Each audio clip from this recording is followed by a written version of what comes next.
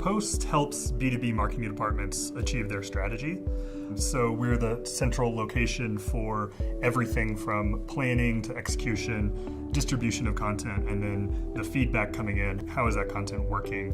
And then optimizing that and going back into the planning cycle.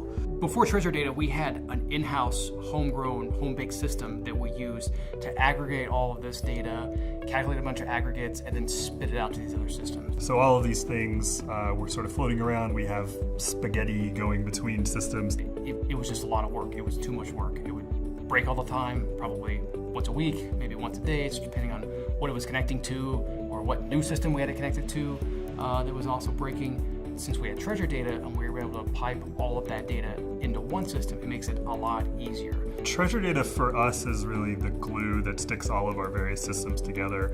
Salesforce, Marketo, our usage data that comes from the app. So now we can put all of our data in one spot.